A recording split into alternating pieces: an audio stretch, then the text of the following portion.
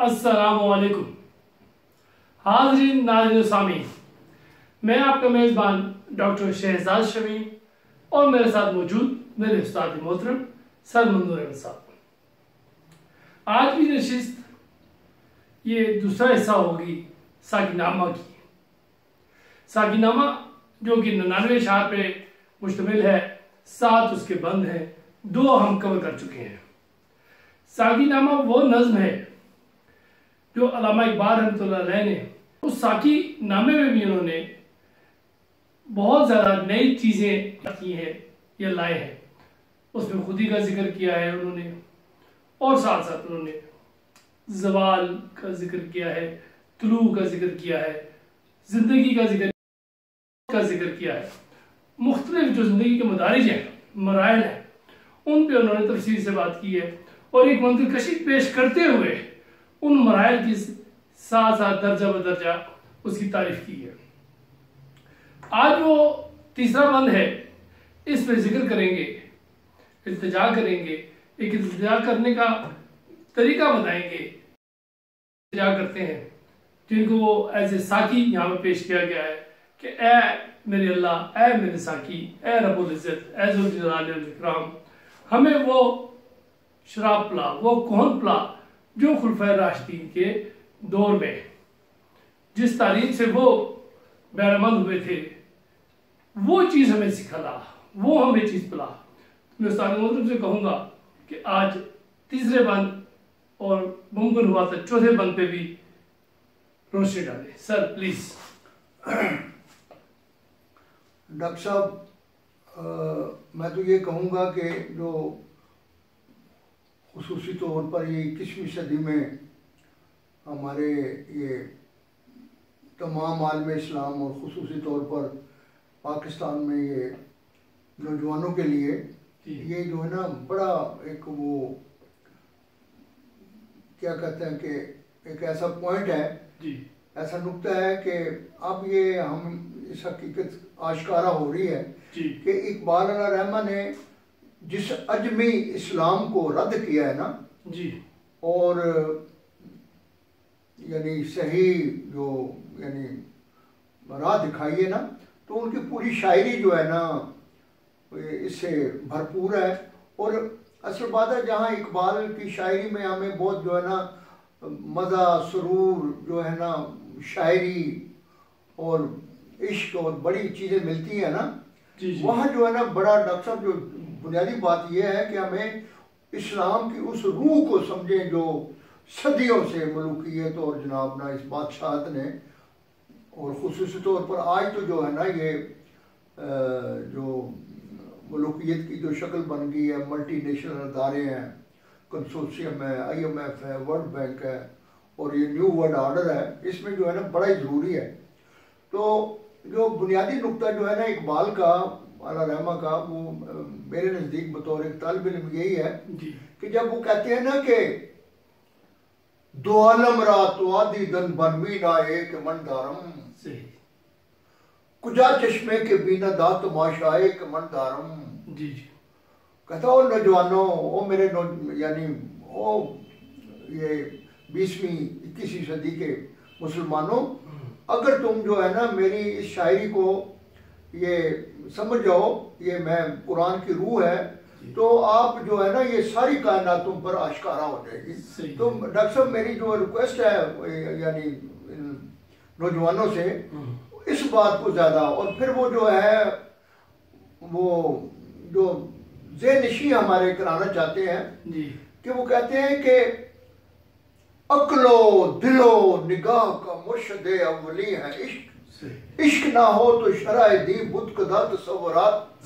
कि याद रखो कि जो ये हमें जो शरीयत है वो उस पर जो कारबंद भी होना है, अगर उसकी मोटिवेटिव फोर्स कुव्वत मुहर्रका अगर हुजूर सल्लल्लाहु अलैहि वसल्लम की ना हो तो वो टकरे हैं। सही, अक्लो दिलो निगाह का मुर्शदे अव्वली है इश्क, इश्क ना हो तो शराय दी बुत कदा तसव्वुरात। तो ये जो है, और जिसको वो एक जगह वो इस तरह भी कहते हैं कि इश्क रसूल सल्लल्लाहु अलैहि वसल्लम के हवाले से या कुरान की जो है वो ये है कि میتوانی منکر یزدا شدن. وہ کہتا ہے میں مان لیتا ہوں کہ اللہ نظر نہیں آتا. میتوانی منکر یزدا شدن منکر شان نبی نتما شدن. کہتا ہے تم میرے اللہ کا انکار نہیں کر سکتے ہو, میرے محبوب کا حضور صلی اللہ علیہ وسلم کا انکار نہیں کر سکتے ہو. یہ دوسرے لفظوں وہ کہہ رہے ہیں, بلکہ علامہ سے یہ سوال بھی کیا گیا کہ اللہ کا تمہارے پاس کیا ثبوت ہے, تو فرمانے لگے کہ میرے پاس یہ عقل اور منطق کے حوالے سے نہیں, میرے پاس اللہ کا ثبوت یہ ہے کہ میرے نبی نے کہا ہے کہ میں اللہ کا نبی ہوں. تو یہ جو ہے نا آج کا جو یہ ہمارا جو 21ویں صدی ہے, میرے نوجوانوں اس بات کو یاد رکھو کہ جو قوت محرکہ جو ہے وہ عشق رسول صلی اللہ علیہ وسلم اور ان کی ساری شاعری میں جو یہ ہے, جس طرح وہ اگر یہ نہیں ہے تو آپ کو اقبال کی شاعری سمجھ نہیں آ سکتی. جس طرح وہ ایک جگہ کہتے ہیں نا کہ بمن آہے صبح گاہ دادان ستوت کوہ بقاہ دادان, کہ اللہ تعالیٰ نے مجھے عشق رسول صلی اللہ علیہ وسلم کے جناب مجھے صبح جو سحری کے ٹائم میں اٹھ کے جو روتا ہوں, تو کہتا ہے کہ یہ بھی اس وجہ سے, اور میں ایک نتیجے میں یہ سارا اور میں ایک تنکا ہوں, لیکن ہے کہ مجھے پہاڑ جیسی جو ہے نا طاقت دی. بمن آہے صبح گاہ دادان ستوت کوہ بقاہ دادان دارم اندر سینہ نور لا الہ دشراب من سرور لا الہ. یعنی میرے سینے میں جو ہے نا یہ کیا ہے, لا الہ الا اللہ محمد رسول اللہ, اور میرے کلام میں بھی تمہیں بھی یہ چیز نظر ہے. ہاں, اور پھر وہ کہتے ہیں کہ اسی کے وجہ سے ساری چیزیں ہیں. اور پھر آخر میں کہتے ہیں پس بگیر از بادہ من یک تو جام داد رخشی مثل تیغے بے نیام. اور لہذا تم بھی ایک دو گھونٹ پی لو, میرے کلام کو سمجھو. تو میرے بیٹوں نوجوانوں, آپ کو اس جو ہے نا یہ ڈاکٹر صاحب نے جو یہ آج جو عنوان رکھا ہے, اس سے ضروری تھا کہ یہ آپ کو یہ جہاں بھی ہمیں یہ سن رہے ہیں اس بات کو مد نظر کہ جو قوت محرکہ ہے, جس طرح اقبال کہتے ہیں نا کہ شوق تیرا اگر نہ ہو میری نماز کا امام, میرا قیام بھی حجاب میرا سجود بھی حجاب. تو آج جو ہے نا وہ یعنی ساقی نامے میں تیسرا بند ہے کہ جس میں وہ یعنی دعا فرما رہے ہیں, اور اس میں بھی یعنی بنیادی چیز ہے کہ وہ عجمیت جو ہے جو 20ویں صدی میں جس پر علامہ نے آج کل بھی چھائی ہوئی ہے, یہی ہے شراب کوہن پھر پلا ساقیا. اللہ سے کیا میرے کہ مجھے کون سا ایمان اور یقین دے, شراب کوہن پھر پلا ساقیا وہی جام گردش میں لا ساقیا, مجھے عشق پر لگا کر اڑا میری خاک جگنوں بنا کر اڑا. کہ اے اللہ مجھے جو ایمان اور یقین کون سا, وہ حضور پاک وہ صحابہ کرام کے دور کا جو ایمان ہے, وہ یہ 20ویں صدی کا یہ نہیں ہے جو مروجہ اسلام ہے. شراب کوہن, یہ وہ شراب کوہن پھر پلا ساقیا وہی جام گردش, کہتا وہی بار میں وہی جام گردش میں لا ساقیا, اور اس کے حوالے سے مجھے عشق پر لگا کر اڑا میری خاک جگنوں بنا کر اڑا, خرد کو غلامی سے آزاد کر جوانوں کو پیروں کا استاد کر. مغز ہے ساقی نامہ کی اس بند کی یہ مغز ہے, کیا بات ہے, بہت بڑی بات. کہ یہ جو بڑے جو بوڑھے جو ہیں کہتے ہیں کہ نہیں ماسکا ہے خرد کو, کہ یہ جو ہے یہ جو بڑے پختہ کہتے ہیں کہ نہیں یہ غلامی کی وجہ سے, خرد کو غلامی سے آزاد کر جوانوں کو پیروں کا استاد کر, ہری شاخ ملت تیرے نم سے ہے نفس اس بدن میں تیرے دم سے ہے, تڑپنے پھڑکنے کی توفیق دے دل مرتضیٰ سوز صدیق دے. دل مرتضیٰ یعنی حضرت علی رضی اللہ عنہ جیسا وہ دل دے, دل مرتضیٰ سوز صدیق دے. اور اسے صدیق جیسا سوز دے. اور اس دل مرتضیٰ کے حوالے سے اسرار نمود بے خودی میں وہ انجا کہتے ہیں مسلم اول شہ مردان علی, وہ مسلم اول شہ مردان علی عشق را سرمایہ ایمان علی. کہتے ہیں وہ یہ جو ہے نا مجھے خرد کو غلامی سے آزاد کر جوانوں کو پیروں کو استاد کر, ہری شاخ ملت تیرے نم سے ہے نفس اس بدن میں تیرے دم سے ہے, تڑپنے پھڑکنے کی توفیق دے دل مرتضیٰ سوز صدیق دے, جگر سے وہی تیر پھر پار کر. کیا بات یعنی تیر کون سا، ایمان کون سا، وہ یہ 20ویں صدی والا نہیں، اصلی والا جگر سے وہی تیر پھر پار کر، تمنا کو سینوں میں بیدار کر. اور تمنا بھی کون سی، وہی پرانی. اور پھر آگے جو ہے نا وہ کہتے ہیں کہ تیرے آسمانوں کے تاروں کی خیر، زمینوں کے شب زندہ داروں کی خیر، جوانوں کو سوزے جگر بخش دے، میرا عشق میری نظر بخش دے. ڈاکٹر صاحب یہ بڑی میرے بیٹوں جوانوں دیکھو، ہم کہتے ہیں اللہ مجھے یہ دے، اللہ مجھے یہ دے، تو وہ کیا کہتے ہیں کتنا کوالیفائی ہے اپنے کہ اللہ میاں جو کچھ تو نے مجھے دیا ہے میری ساری قوم کو پورے جس طرح فقیر نہیں دعا مانگتے ہیں جیسے کسی بھی مانگنا ہو، پہلے وہ کہتے ہیں پاک لگے رہے تیرے بھی ہوئے تیرے بھی ہوئے، تو یہ بھی ایک طرح کا اللہ تعالیٰ کہتے ہیں کہ اللہ بھی ہے تیرے تارے تیرے آسمان تیرے جبریل، یہ ساری چیزیں. ہاں یہ آپ نے بجا فرمایا کہ ہمارے مجھے یاد ہے کہ یہ جو پرانے جو کہتے ہیں تو وہ باقاعدہ کہتے ہیں دادے پردادے کا نام لے کے کہتے ہیں، وہ جو آگے اولاد ہوتی ہے فوری طور پر تو کہتے ہیں تیرے آسمانوں کے تاروں کی خیر، زمینوں کے شب زندہ داروں کی خیر، جوانوں کو سوزے جگر بخش دے، میرا عشق میری نظر بخش دے، میری ناؤ گرداب سے پار کر. اللہ میاں اگر مسلمانوں کا یہ جو سفینہ جو ہے نا یہ اگر ایک جگہ ٹھہرا ہوا تو اس کو میری ناؤ گرداب سے پار کر، یہ ثابت ہے تو اس کو سیار کر، بتا مجھ کو اسرار مرگ و حیات کہ تیری نگاہوں میں ہے کائنات، میرے دیدہ تر کی بے تابیاں. اللہ میاں میں میرا کیا حال ہو گیا، میرے دیدہ تر کی بے تابیاں، میرے دل کی پوشیدہ بے تابیاں، میرے نالا نیم شب کا نیاز. اور میرے بیٹوں کیا کہتے ہیں کہ اللہ میاں میں آدھی رات کو میں روتا ہوں، میرے نالا نیم شب کا نیاز، میری خلوت و انجمن کا گداز، امنگیں میری آرزویں میری، امیدیں میری جستجویں میری، میری فطرت آئینہ روزگار. بہت بڑا جوانوں کلیم کہ اللہ میاں میری فطرت جو ہے یہ آئینہ، اس میں ساری کائنات نظر آتی، میری فطرت آئینہ روزگار، غزالہ نے افکار کا مرغزار. کہ میری جو اللہ تعالیٰ تو نے مجھے دیا ہے کہ جس طرح ہرنوں کے غول آتے ہیں تو کہتا ہے اس طرح خیالات میرے، میری فطرت آئینہ روزگار، غزالہ نے افکار کا مرغزار، میرا دل میری رزم گاہ حیات،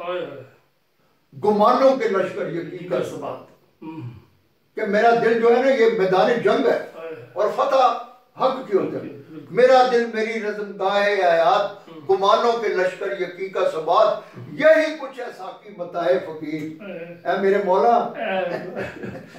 میں درویش ہوں لیکن میری ساری متاع، یہی کچھ ہے ساقی متاع فقیر، اسی سے فقیری میں ہوں میں امیر، میرے قافلے میں لٹا دے شامل کر دے ابھی برکت میرے یہ جو کچھ تو نے مجھے دیا جو عقل بنائی دانشمندی جو کچھ مجھے عطا مجھے تھا یہ بندے میں بانٹ دے، میرے قافلے میں لٹا دے، اسے لٹا دے ٹھکانے لگا دے. اور میرے نوجوانوں یہ 20ویں صدی میں اقبال نے یہ کہا ہے تو مجھے امید ہے کہ جناب نا یہ آپ اس سے جو ہے ضرور یعنی زندگی میں اس کو اپلائی کرو. ڈاکٹر بالکل صحیح بات ہے.